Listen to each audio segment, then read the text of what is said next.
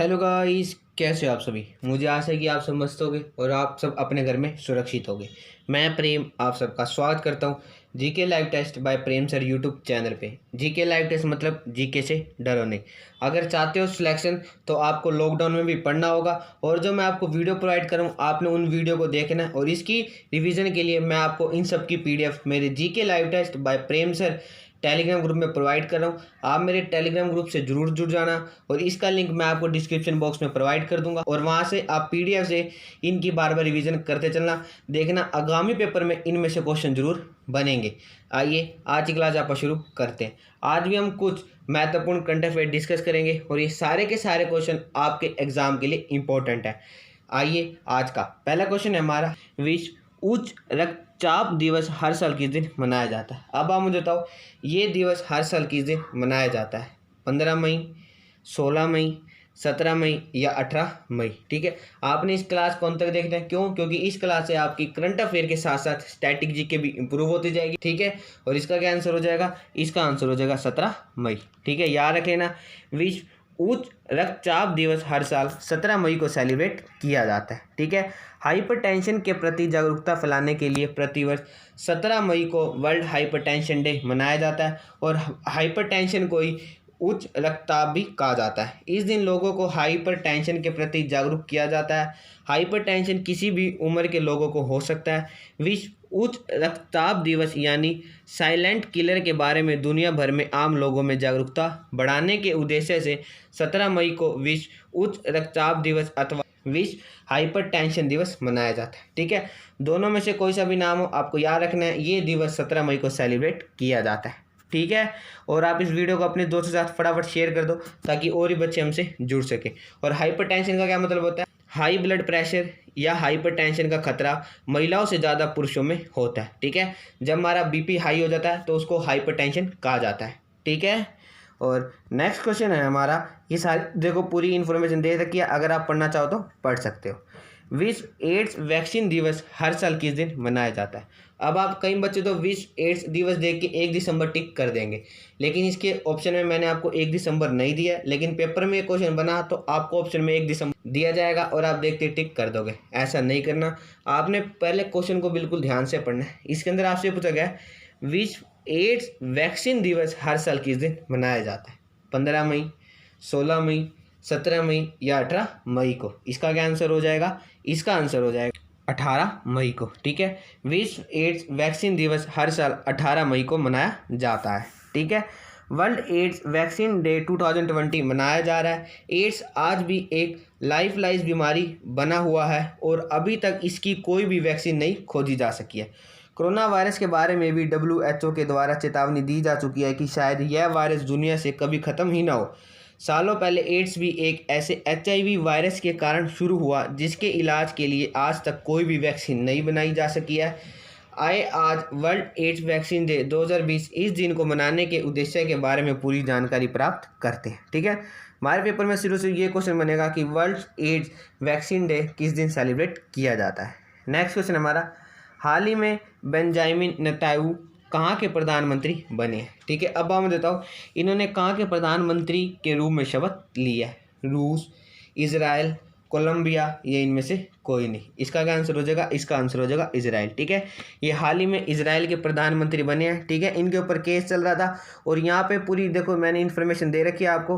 और यहाँ पे 3 बार इलेक्शन हो चुके थे लेकिन यहाँ पे कोई भी अभी तक प्रधानमंत्री नहीं बना था, इसलिए अब इन्होंने अपने जो इनकी अपोजिशन लीडर थे उनके साथ इन्होंने गठबंधन करके यहाँ पे अभी प्रधानमंत्री बने हैं। ठीक है, ये वैसे पूरी जानकारी दे रखी है, हमारे पेपर के लिए कोई इंपॉर्टेंट नहीं है, अगर आप पढ़ना चाहो तो पढ़ सकते हो। यहाँ पे प्रधानमंत्री है बेंजामिन नेतन्याहू, राजधानी है जेरूसलम और यहाँ पे मुद्रा चलती है इजराइल न्यू शेकल। ठीक है, और यहाँ पे राष्ट्रपति हैं रूवेन रिवलिन जी। नेक्स्ट क्वेश्चन हमारा, भारत में डिजिटल शिक्षा के लिए ई विद्या कार्यक्रम किसने शुरू किया। ठीक है, अब हम बताओ भारत में डिजिटल शिक्षा के लिए ई विद्या कार्यक्रम किसके द्वारा शुरू किया गया। नरेंद्र मोदी, निर्मला सीतारमण, डॉक्टर हर्षवर्धन या इनमें से कोई नहीं। इसका क्या आंसर हो जाएगा? इसका आंसर हो जाएगा निर्मला सीतारमण। ठीक है, याद रख लेना, पेपर में पूछा जाएगा कि ई विद्या कार्यक्रम किससे संबंधित है। ये डिजिटल शिक्षा से संबंधित है और इस कार्यक्रम की शुरुआत निर्मला सीतारमण जी ने की है। ठीक है, और ये देखो वित्त मंत्री निर्मला सीतारमण ने रविवार को 20 लाख करोड़ रुपए के आर्थिक पैकेज से जुड़ी 5वें अंतिम चरण की घोषणा की है। ठीक है, मैंने आपको कहा था जितने भी मोस्ट इंपोर्टेंट क्वेश्चन जो 20 लाख करोड़ पैकेज की घोषणा की जा रही है उसके अंदर जो जो क्वेश्चन हमारे पेपर में बनेंगे मैं आपके साथ डिस्कस करता चलूँगा। और देखना यही क्वेश्चन आपके आगामी पेपर में बनेंगे, चाहे पेपर 4 महीने बाद हो या 5 महीने बाद हो, इनमें से 1 या 2 क्वेश्चन हमारे पेपर में जरूर बनेंगे। इसलिए मैं आपको बार बार कह रहा हूँ आप अपनी तैयारी को कंटिन्यू रखो और आप इन वीडियो को डेली देखा करो और आप इन वीडियो को अपने दोस्तों के साथ शेयर करा करो। ठीक है, जैसे आप पहले 10-10 घंटे पढ़ते होगे, अब आप टाइमिंग कम कर लो, 6 घंटे पढ़ लो, 7 घंटे पढ़ लो, लेकिन आप अपनी तैयारी को कंटिन्यू रखो जिससे कि आगामी जो भी पेपर है आप उसको क्वालिफाई कर सको। ठीक है, आपको पता है कि कैसे अब अनएम्प्लॉयमेंट रेट बढ़ता जा रहा है। इस दौरान उन्होंने शिक्षा से जुड़े कई बड़े ऐलान किए हैं। वित्त मंत्री ने डिजिटल शिक्षा को बढ़ावा देने के लिए ई विद्या प्रोग्राम की घोषणा की है। इसके साथ ही दिव्यांग छात्रों का ख्याल रखते हुए स्पेशल ई कंटेंट लॉन्च करने का भी ऐलान किया है। बता दें कि पिछले कई दिनों से कोरोना वायरस के कारण सभी स्कूल कॉलेज बंद है। इस दौरान बोर्ड एग्जाम और प्रतियोगी परीक्षाएं भी स्थगित कर दी गई हैं। ठीक है, ये सारा उन्होंने बताया कि एजुकेशन चैनल बनाएंगे, यूट्यूब चैनल बनाएंगे, सब कुछ बताएगा, लेकिन हमारे पेपर के लिए जो इंपॉर्टेंट है मैंने आपको बता दिया।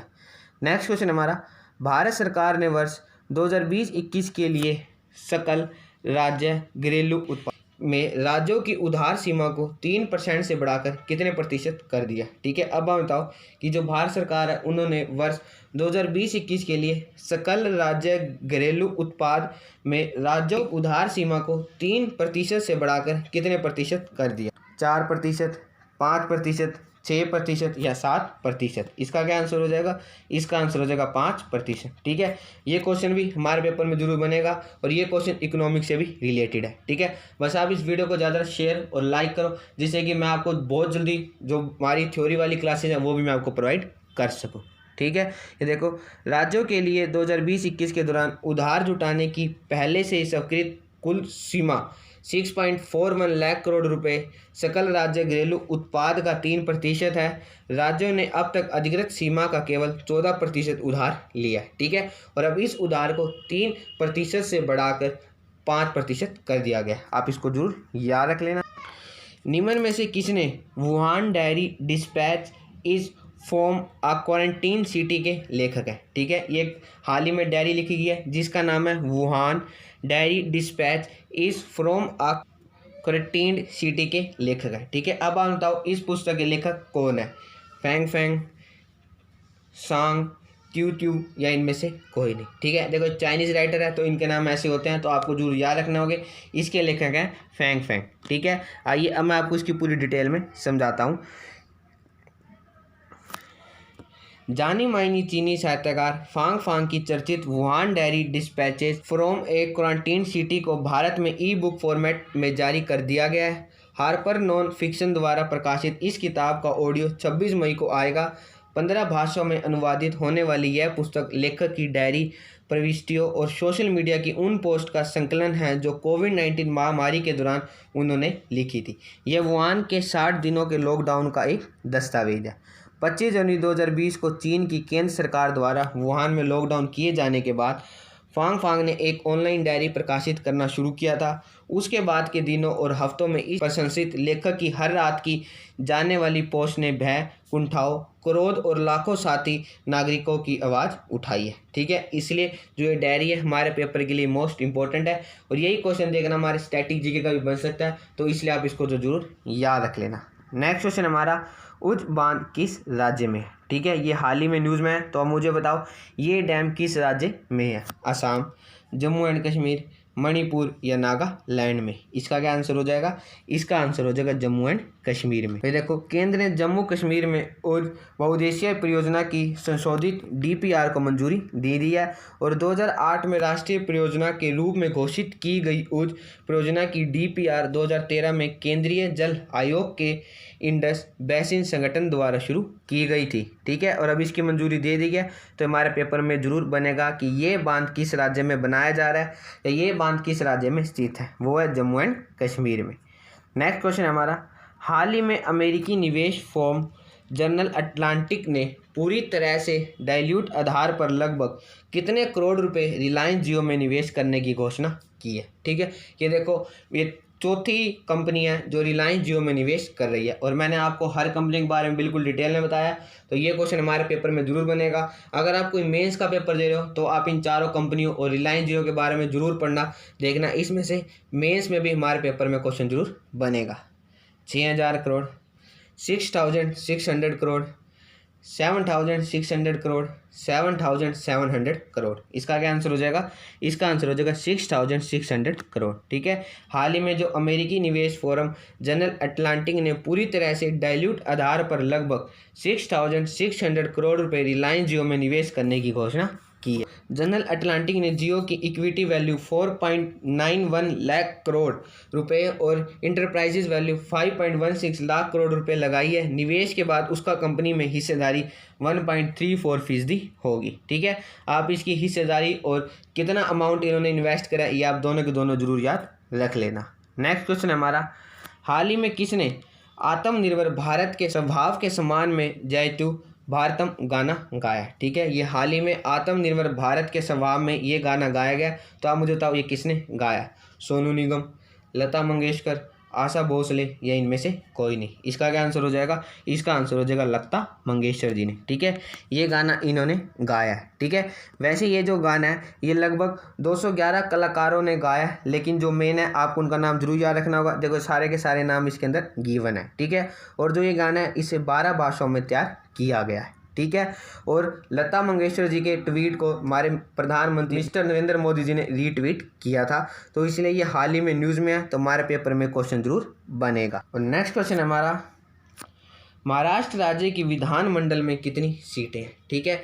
ये हाल ही में न्यूज़ में है। तो आप मुझे बताओ महाराष्ट्र राज्य की लेजिस्लेटिव काउंसिल में कितनी सीट्स हैं? 70, 75, 78 या 80? इसका क्या आंसर हो जाएगा? इसका आंसर हो जाएगा 78। ठीक है। याद रख लेना महाराष्ट्र राज्य की विधानमंडल में 78 सीट्स हैं। ठीक है। और ये हाल ही में न्यूज़ में क्या है? क्यों?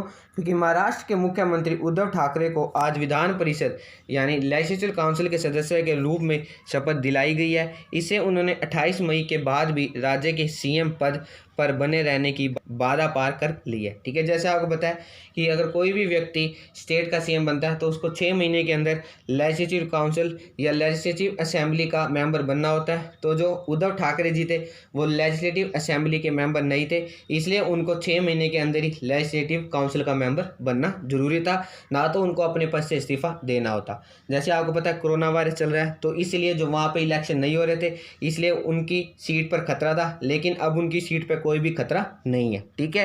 ये वैसे पूरी डिटेल दे रखी है। अगर आप पढ़ना चाहो तो पूरी डिटेल एक बार जरूर पढ़ लेना। क्यों? क्योंकि एक आधा कोई क्वेश्चन बन जाए तो आपको पता होना चाहिए। ठीक है।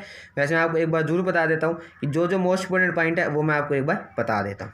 ठीक है। जैसे दक्षिण मुंबई स्थित विधान भवन में महाराष्ट्र विधान परिषद के अध्यक्ष रामराजे निबलांकर ने सोमवार को ठाकरे और 14 मई को निर्विरोध चुने गए अन्य 8 लोगों को शपथ दिलाई है।